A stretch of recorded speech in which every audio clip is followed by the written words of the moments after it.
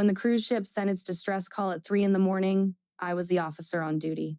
Over the next 19 hours, I coordinated the rescue of 412 passengers and crew from a vessel taking on water 30 miles offshore. There were no fatalities. When my husband asked how the deployment had gone, I said it was a long one. David nodded. He asked if I wanted the leftover chicken he had saved in the refrigerator, and I said yes, and he heated it up for me, and we talked about the leak he was tracking in the foundation of a building downtown, and then we went to bed. He fell asleep easily. He always did. I lay there in the dark with the tinnitus, doing what it always did.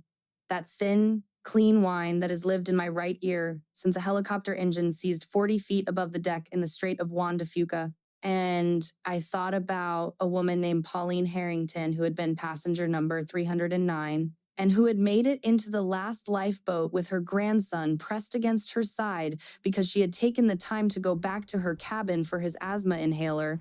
And I thought about how close the margin had been on that decision, and I did not tell David any of that. I said it was a long one, and that was true, and eventually I slept. Before I tell you what happened at a restaurant in Seattle 3 years after I retired, I need to tell you about the woman I was and the man I married and the 19 hours that no one in my daily life, including the man who has slept beside me for 26 years, knew had happened. My name is Margaret Walsh. I spent 29 years in the United States Coast Guard. I retired as a commander at the age of 51. The work I did for most of those years was search and rescue coordination, the management of the people, equipment, communications, and decisions that determine who comes home from the water and who does not. I am not a dramatic person.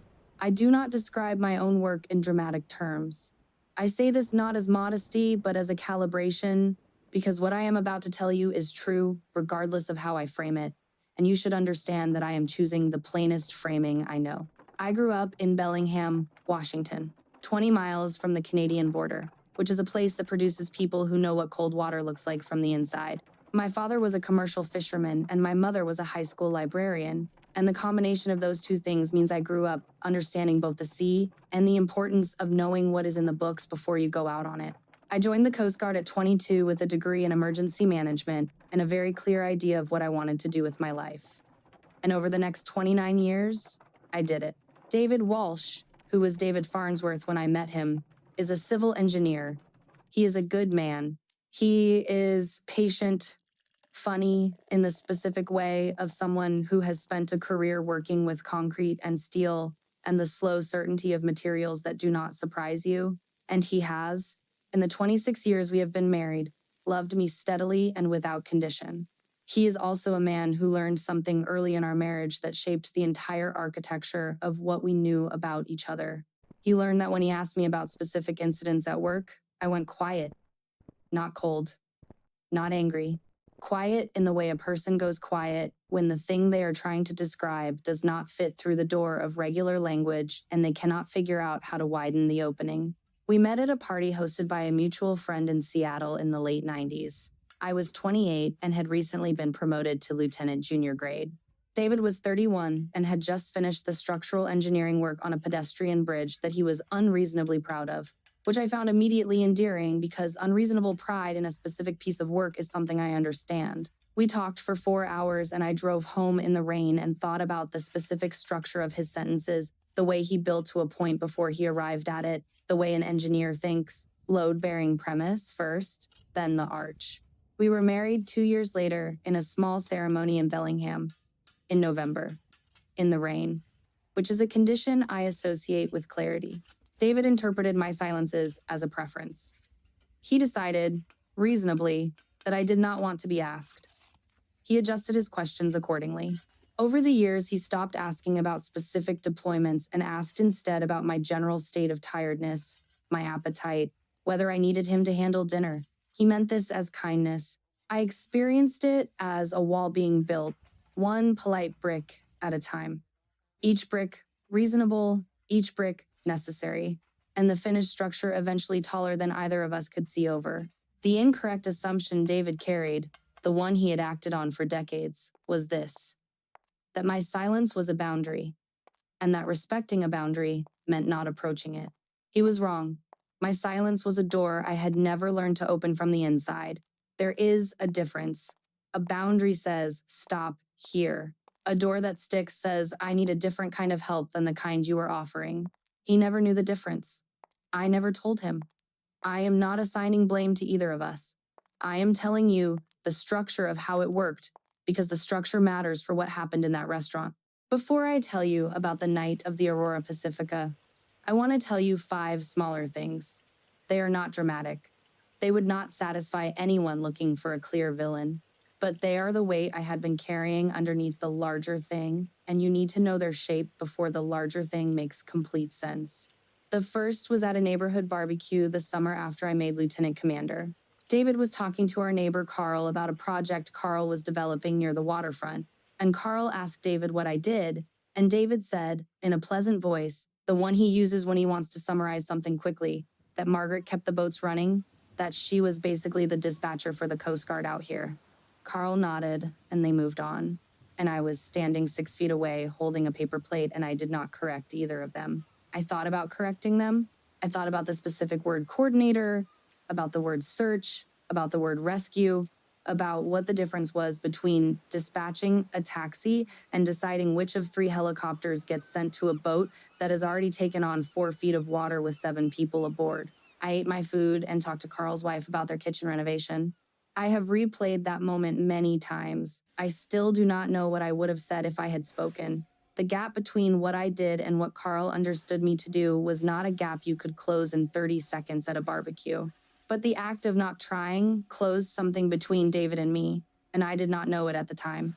The second was the night I came home from the coordination of a fishing vessel capsize in which we recovered 3 of the 5 crew members. The other 2 were not recovered. I had been working for 14 hours. I came in through the side door, and David was at the kitchen table with his drawings spread out, and he looked up and said, "Rough one." And I said, "Yes." And he said, "You look it." And I thought he was going to ask, and he did ask. But what he asked was whether I had eaten, and when I said not much, he went to the refrigerator and made me a sandwich and told me about the permit issue he was fighting downtown.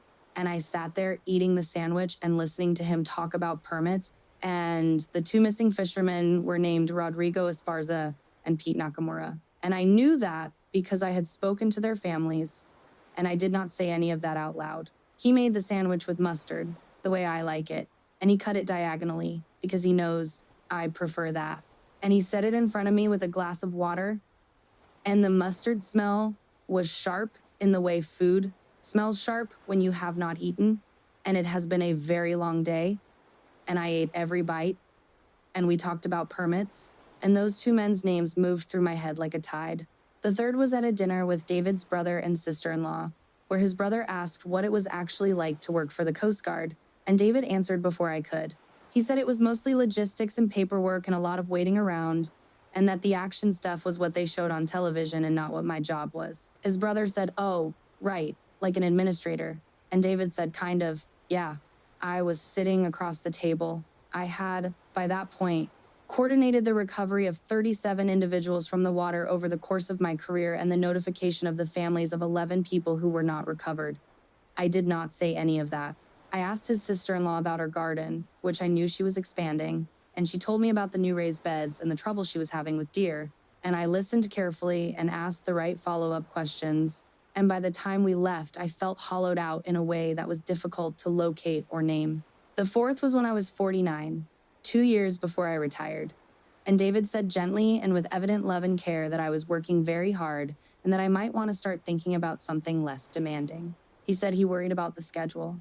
I asked him what he meant by less demanding, and he said something more like a desk job maybe. Something where I was not on call all the time. I remember thinking, "David, I have a desk job. The desk is in an operations center.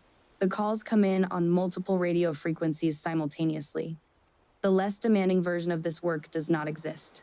What I said was that I would think about it, and I did think about it, but what I thought about was not the schedule.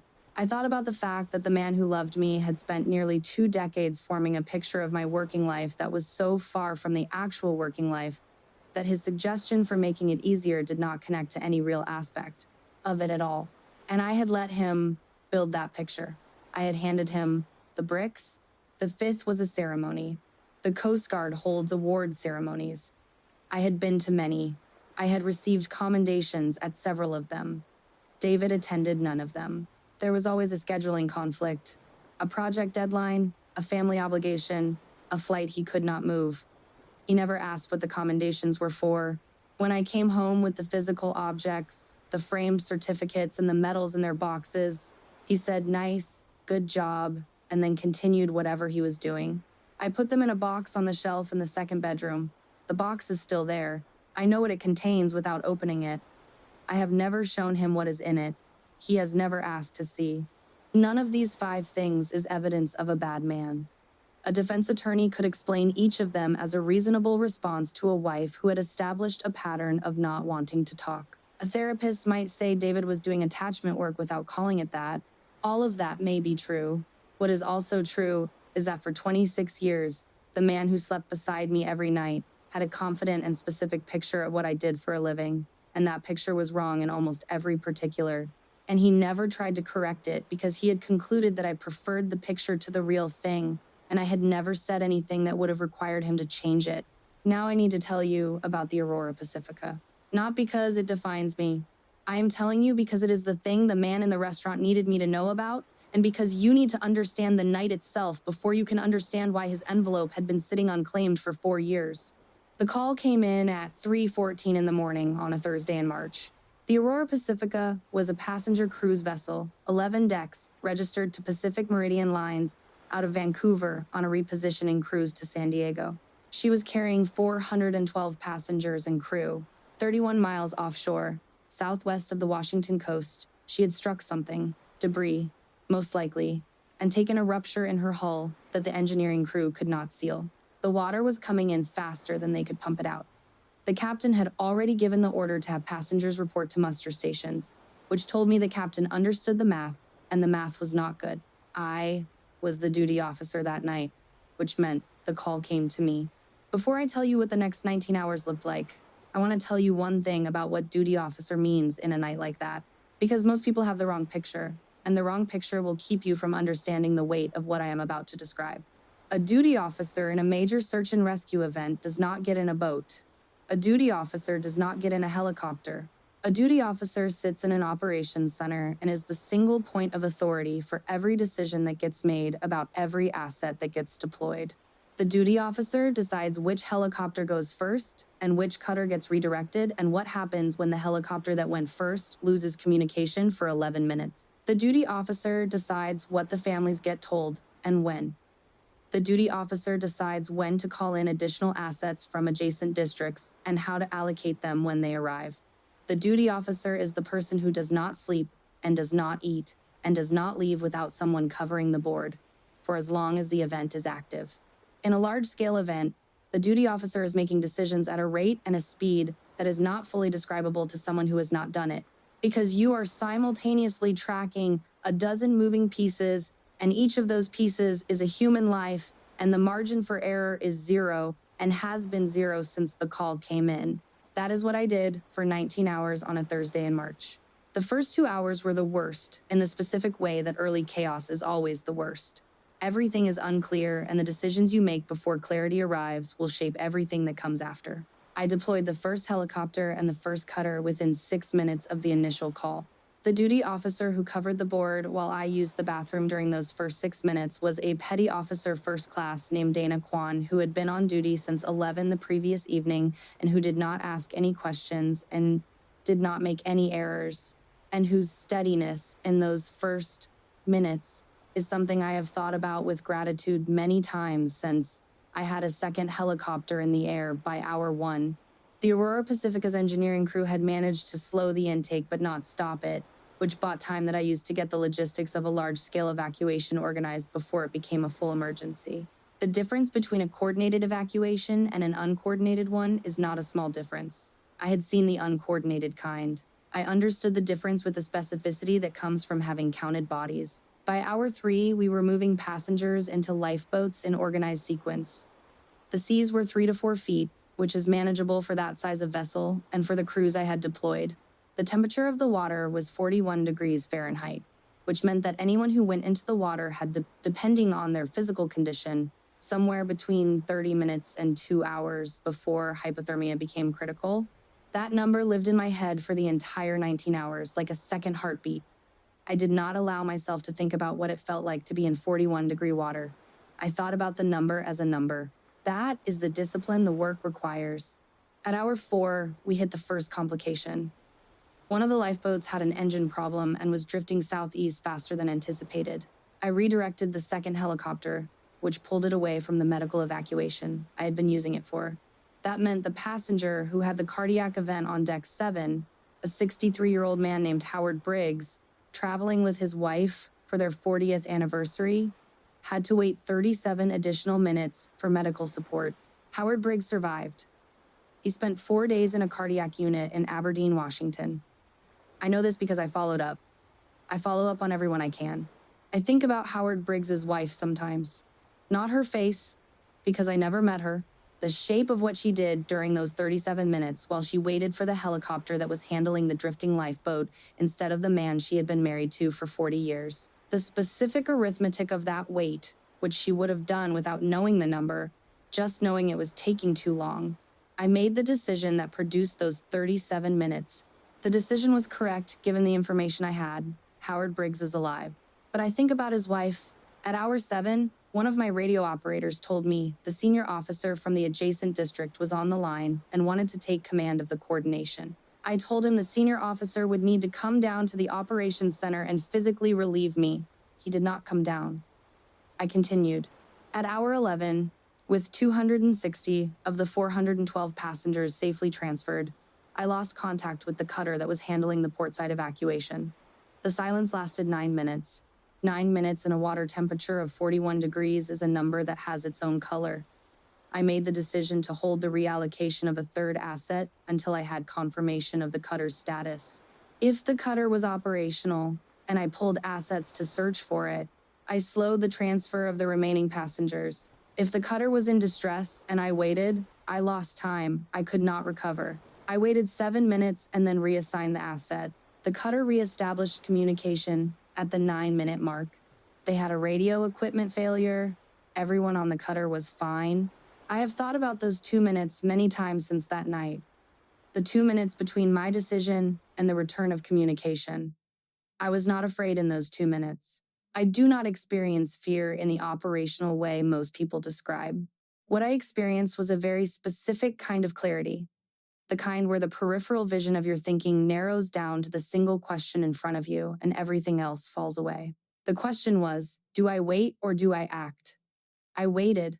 It worked out. It does not always work out. I know that. I have lived in the version where it did not work out, and I carry those versions differently than I carry the ones like this, but I keep them all. By hour 14, we had 391 of the 412 souls transferred off the Aurora Pacifica. 21 remained. Of those 21, 7 were mobility-impaired passengers who required additional equipment and personnel for safe transfer. 2 were crew members who had refused to leave until the passenger transfer was complete. The other 12 were crew members assisting with the equipment management of the final 7 passengers.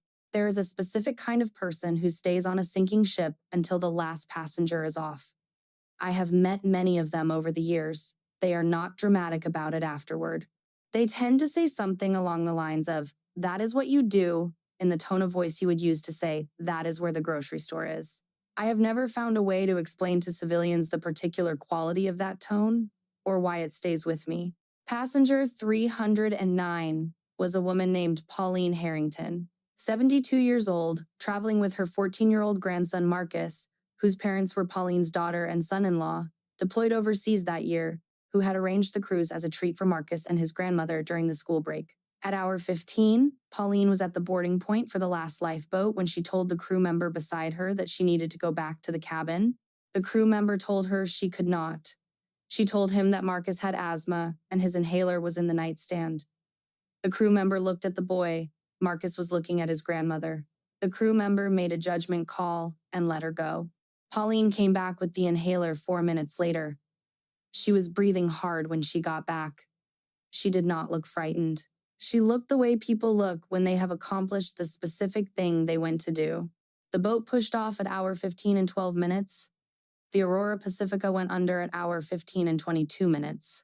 10 minutes. I did not know Pauline Harrington's name that night. I knew the numbers. I knew the lifeboat count and the timing and the margin. I learned her name afterward when I read the incident reports, which I read with the same attention I would have given to anything that had come within 10 minutes of going differently. I read about the crew member's judgment call. I thought about that judgment call for a long time. In training, we talk about the specific parameters of when to allow a passenger to leave a muster station and when to refuse. There's no parameter that covers a grandmother and an asthma inhaler and a 14-year-old boy in 10 minutes. There is only the crew member standing there making a decision about a human being in the time available to make it. He made the right one. I have never met him. I hope he knows. The last asset cleared at hour 16. The final accounting was complete at hour 19. 412 individuals, 0 fatalities, 14 treated for minor injuries. Howard Briggs in a cardiac unit in Aberdeen. I wrote the incident report. I filed it. I drove home as the sun was coming up. The roads were empty in the way they are empty at that hour, the light coming in flat and gray from the east, the highway surface still wet from overnight rain, the smell of salt water on my jacket from when I had stepped outside the operations center at hour 12 to clear my head for 3 minutes. I drove with both hands on the wheel because the tinnitus was loud that morning, the pitch slightly higher than usual, which sometimes happens when I am operating on no sleep. I took a shower. I ate the leftover chicken David had saved in the refrigerator. He asked how the deployment had gone. I said it was a long one. And then I want you to understand something about why I said that. It was not modesty. It was not a refusal to share. It was not, in that specific moment, even a choice. David asked how the deployment had gone at 7 in the morning after I had been awake for 28 hours. And the answer to that question was 412 people, no fatalities, Pauline Harrington, and the 10-minute window, and the 2 minutes waiting for the cutter, and the 6 minutes between the call and the first deployment, and Howard Briggs's wife holding his hand in a cardiac unit in Aberdeen, and Dana Kwan covering the board without being asked, and the crew member who let Pauline Harrington go back for the inhaler. The full answer to how the deployment had gone was everything I have just told you and more, and it would have taken 2 hours and the right kind of question and a level of established vocabulary between us that we had never built. And so I said it was a long one, and that was true, and I ate the chicken. What I had needed for the whole of those 19 hours was for 412 people to go home. They went home. That was the ending the story required. It did not require a celebration. It did not require that my husband understand what I had done. The work was complete in the doing of it. I knew what had happened. The people on the lifeboats knew something had happened, though most of them would never know my name or the name of anyone who had coordinated their survival. That was fine. That is how the work works. The Coast Guard awarded me its highest commendation for the Aurora Pacifica coordination 8 months after the incident at a ceremony I attended alone.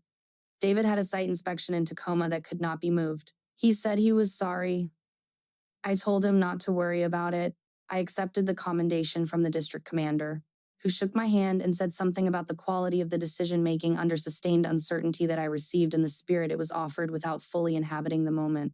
The medal went into the box on the shelf in the second bedroom with the others. On the drive home, I stopped at a diner and ate a piece of pie and drank a cup of bad coffee and sat in a booth for 20 minutes watching the other people in the place.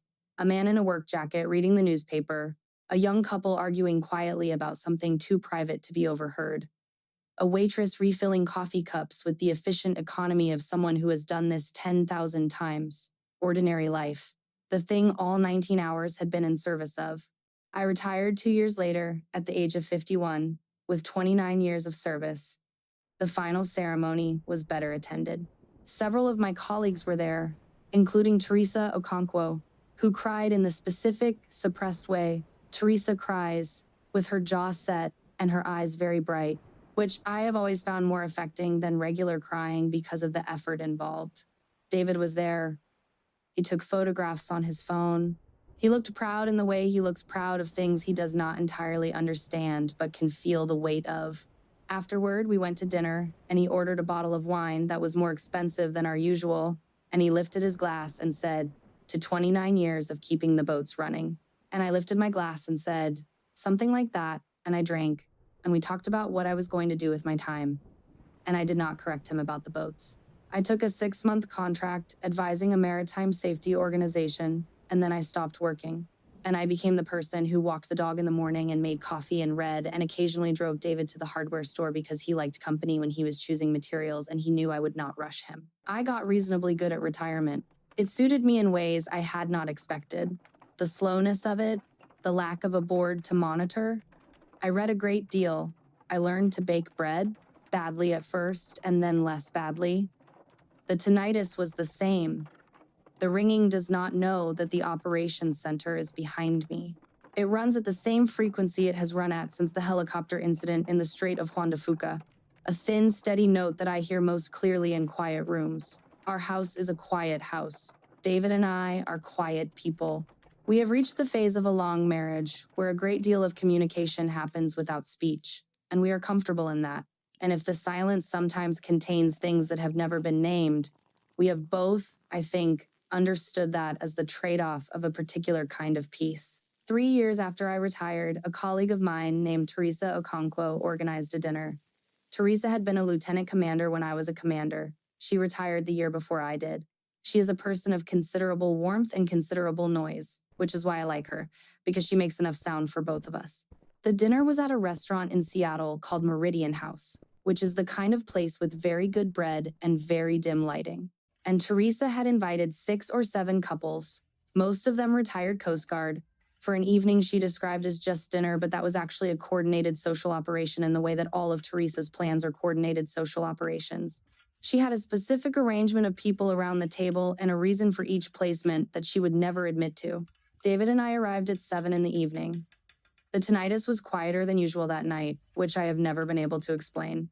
The restaurant was warm and smelled of garlic and wood smoke from the kitchen, and Teresa was already at the table when we arrived, wearing a red sweater that she had described to me on the phone as aggressively festive, which it was, and she stood up when she saw us and hugged me and then hugged David. And David said, "Teresa, you look like a holiday." And Teresa said, "That was my intention. David, thank you for noticing." And that is the kind of exchange that has characterized every interaction those two have ever had and is part of why I have always been glad they get along. We took our seats. There were already 2 couples there that I knew well, and a third couple I knew slightly. The bread arrived. It was warm in the way that good restaurant bread is warm, with a crust that gives when you press it and a smell of yeast and salt. I had a glass of white wine. David was telling a story I had heard before, about a foundation problem he had discovered in a building in Tacoma that turned out to be traceable to a contractor decision made in 1967, and the way the people around the table were listening to him told me something I already knew. David is a good storyteller. He finds the hinge in a story and turns it at exactly the right moment. I have always liked watching him do that with people who have not seen it before. About 40 minutes into the dinner, I became aware of activity at a table across the room. Not unusual activity. There was a private event happening in the section of the restaurant, separated from ours by a low wood partition, and the activity was the ordinary movement of people at the end of a meal, the shifting of chairs, and the standing, and the small clusters of conversation that form when a formal dinner dissolves into a less formal one. I noticed it the way I notice most things, precisely and without particular meaning, the way you catalog the room when you walk into it. I noticed when one man detached from the group across the partition and moved in our direction. He was perhaps 65, with the kind of build that suggests someone who was athletic for a long time and has not entirely given it up. And he was wearing a dark jacket and moving with the deliberate, unhurried step of a person who has decided to do something and is not reconsidering. He stopped at the edge of our table. I want to tell you that I knew what was coming. I did not. I had not thought about the Aurora Pacifica in some time. That is not because it had left me. Things like that do not leave you, but there are things you stop actively carrying after enough time, and the Aurora Pacifica had become one of those. It was in me the way the tinnitus is in me, present, not gone, just no longer the loudest thing in the room. The man stopped at our table and looked at me. He looked at me specifically and directly in the way that tells you immediately that you are the person someone has come to speak to, not the table, not the group. He said, "I have been trying to find the officer who commanded the Aurora Pacifica rescue for 4 years. I was starting to think she did not want to be found." He said my name. He said it the way people say a name they have been holding in their mouth for a long time, carefully, as if it might break. Teresa went still beside me. I am aware of Teresa in the way you are always aware of the person you have worked alongside for many years. I can read her stillness the way I read weather. Her stillness told me she understood immediately what was happening, and that she was not going to move until I moved first. I looked at the man. I said, I am Walsh. He said his name, James Cahill. He said that he was the owner of Pacific Meridian Lines. He said that the Aurora Pacifica had been his ship. He said that 412 people had come home from that night because of the decisions I had made in an operations center on the Washington coast, and that he had read the incident report so many times that he had the name of every asset deployed committed to memory, and that the name at the top of the report had been the one he could not locate for 4 years. I heard David make a sound, not words, just a sound. The specific sound of someone revising a very large number of prior understandings simultaneously. James Cahill said, I was aboard that night. I was a passenger on my own ship. I am telling you that because I want you to understand that what I am about to say is not the gratitude of someone who read a report. I was one of the 412. I was on the 4th lifeboat. I watched the ship go down. I have thought about the person who made the decisions that got me onto that lifeboat every day since then. He paused. The restaurant noise around us had not changed. The garlic and wood smoke from the kitchen, the low sound of other conversations, a chair scraping somewhere behind me, all of it the same. The table was very quiet. He said, I made a decision after that night. I gave every person in that rescue operation an envelope. It was my way of saying what I could not say any other way. Every envelope was claimed. Yours was not. I looked for you for a year through the proper channels and was told that personal information about active duty personnel could not be shared. I hired a research firm, then the trail went cold and I concluded that you had simply chosen not to receive it. But I kept the envelope. He reached into the inside pocket of his dark jacket. He set the envelope on the table in front of me. The envelope was white, standard, the kind you buy in bulk. On the front, in handwriting that was careful and slightly formal, was my name, Commander Margaret Walsh. It had been written 4 years ago, and it had been sitting in whatever safe or drawer James Cahill had kept it in, waiting. The ink had not faded. It had been kept somewhere dry and still. Someone had taken care of a piece of paper with my name on it for 4 years. I did not pick it up. I said, Mr. Cahill. Everyone came home. That was the work. That was what the work required. He said, I know. I know that is what you believe. I am asking you to let me say it anyway. At the table, no one was speaking. The bread had gone cold. The wine was at room temperature. David was sitting very still beside me, and I could feel the quality of his stillness, the way you can feel a change in air pressure before weather arrives. I had not looked at him. I was looking at James Cahill and the envelope on the table between us. I picked up the envelope. Inside it was a check. The amount was written in numbers and in words, as checks require. The number was $100,000. James Cahill had given envelopes to every member of the rescue operation. He had said every envelope was claimed. I do not know what was in each envelope, and it is not my business. I know what was in mine because I was holding it, and the amount was $100,000. And it had been sitting in that man's possession for 4 years because I had gone home and told my husband it was a long deployment and had never given James Cahill any way to find me. I looked at the check for a moment. I thought about the drawer it had been kept in. I thought about someone opening that drawer periodically, seeing the envelope there, deciding again to keep it. 4 years of deciding again to keep it. Then I set it back in the envelope. I said, "This is extraordinary. I do not know what to do with it." James Cahill said, "I would be very happy if you just took it home." I looked at him for a moment. I said, "Thank you." He shook my hand. His grip was firm and brief, the grip of someone who has said what they came to say and does not need to extend the moment. He said it had been an honor to find me. He said that the incident report sat in a frame on the wall of his office, and that my name at the top of it was something he looked at every morning, and that he was glad, now, to have a face for it. He went back to his table. I sat down. The table was quiet. Not the quiet of awkwardness. The quiet of people who understand that the air has changed and are giving the change its space. The garlic and wood smoke smell from the kitchen was the same as it had been all evening. Someone's fork touched a plate, and the small sound of it was very loud. It was Teresa who spoke first. She said, in a voice that was very careful, and not at all like her usual voice, "Walsh." I said, "I know." She said, "4 years."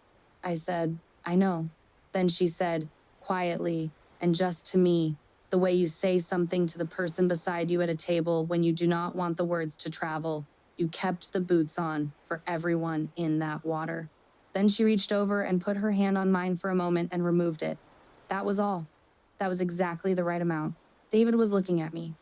He was looking at me in a way that I want to try to describe accurately, because the description matters. He was not looking at me the way he looks at me when we are talking about something we both know. He was looking at me the way you look at something when you are understanding for the first time that you have been seeing it wrong, and the right version of it is bigger and stranger and more complex than the version you thought you were seeing. And you cannot immediately locate the edges of the right version because you have not had time to find them yet. He was looking at me as if he had just learned I was someone he did not know. He said, quietly, "Margaret." Just my name. That was all. I said, "Yes." He said, "The long deployment." I said, "Yes." He sat with that for a moment. The table around us had very quietly resumed conversation in the gentle, tactful way of people who have understood that something private is happening and have chosen to give it room. I was aware of them at the edges of my attention, the way you are aware of the boundary of a scene you are inside. Then he said, "How many times?" I said, "How many times what?" He said, "How many times was it not a long one?" I understood what he was asking. He was not asking about the Aurora Pacifica specifically. He was asking about all of it. He was doing the arithmetic of 29 years of how did it go, answered with fine and long one and nothing unusual and pretty quiet night. And he was beginning to understand the scale of what he had never asked for and what I had never offered, and the combination of those two things across 26 years of a life together was arriving for him all at once in a warm restaurant in Seattle with cold bread on the table and the evidence of $100,000 in an envelope sitting in front of his wife. I said, "A lot of times." He said, "I did not know." I said, "I know." He said, "I should have asked better questions." I thought about that for a moment. I thought about the word better. I thought about what better would have looked like. I thought about the barbecue and Carl's question and the permit story and the ceremonies and their boxes on the shelf in the second bedroom.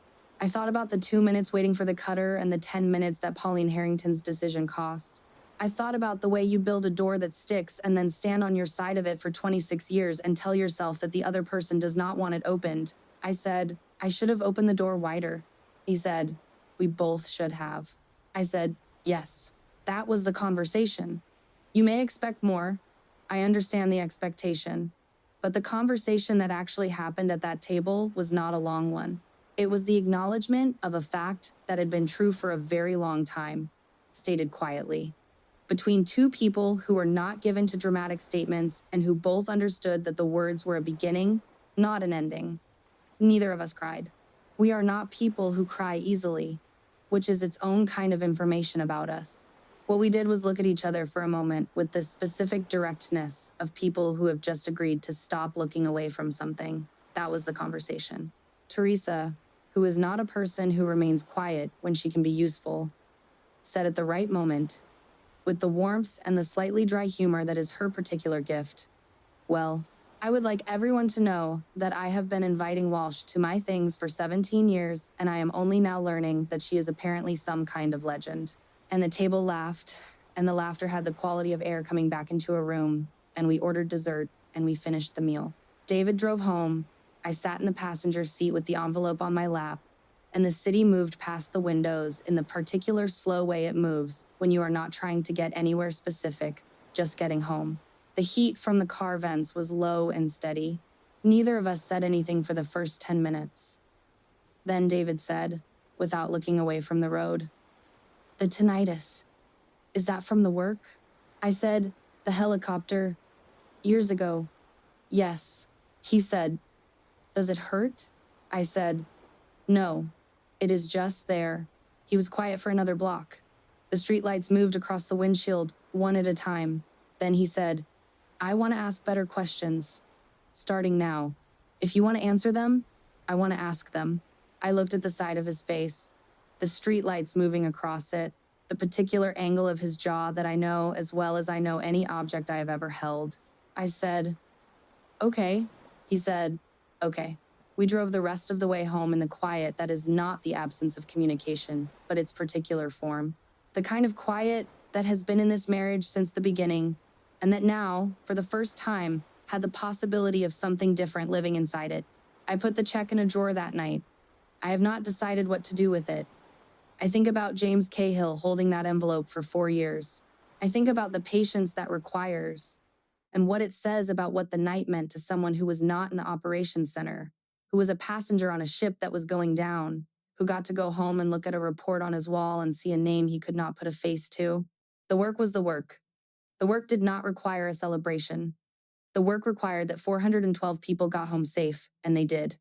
But James Cahill had spent 4 years trying to say that what the work meant to the people on the receiving end of it was not smaller than the work itself, and I had not been in a position to receive that until a Thursday night in a restaurant in Seattle, 3 years after I retired, with bread on the table and my husband sitting beside me, learning something he should have been told and that I should have been able to say. In the weeks after that dinner, David and I began talking differently. Not dramatically differently, not in the way of people in films who have a revelation and immediately transform. In the small, incremental way of people who have spent 26 years building a particular set of habits and are now, carefully, beginning to lay new ones alongside the old. He asked questions. I answered them. Not all of them, not all at once, but more than before and with more specificity and less management of what he could handle. He could handle more than I had given him credit for. He is an engineer. He understands load-bearing structures. He understands the relationship between stress and material. I had underestimated what he could carry, and that underestimation was not protection. It was a kind of condescension I had never recognized as such. He asked about Rodrigo Esparza and Pete Nakamura one night, months after the dinner, after I had told him the story of the fishing vessel. He asked their names and I told him, and he was quiet for a moment, and then he said that he was sorry. Not sorry to me, specifically. Sorry in the general way of someone who has understood that a thing happened and wishes it had not. I said thank you. We sat in the kitchen with the sound of the refrigerator running and the tinnitus in my right ear and the particular quality of a Tuesday evening in a quiet house, and it was the most honest I had felt in a very long time. I am not going to tell you that 26 years of silence was repaired in a few months of better questions. That is not how it works. The wall built over decades does not come down in a season. What comes down, slowly, is the certainty on both sides that the wall was the right structure. Once that certainty is gone, you find that the building materials are still there, and the people who stacked them are still there, and the space between them is smaller than it looked when you were standing on opposite sides. What I will tell you is this. There is a version of love that learns not to ask because it has concluded that asking causes pain. That version of love is kind and careful and wrong. It mistakes the door that sticks for the door that is locked. The stuck door needs a different kind of pressure, not the absence of it. The person on the other side is not asking you to stop.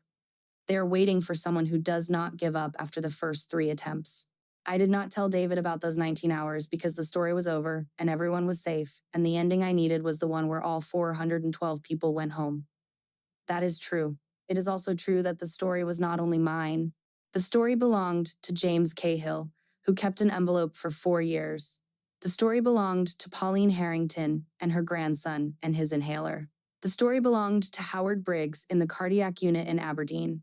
And the story belonged to David, who had been sleeping beside the person who coordinated that rescue for 6 years without knowing it, and who deserved to know something about the person he was sleeping beside. I told myself I was protecting him from a weight that was not his to carry.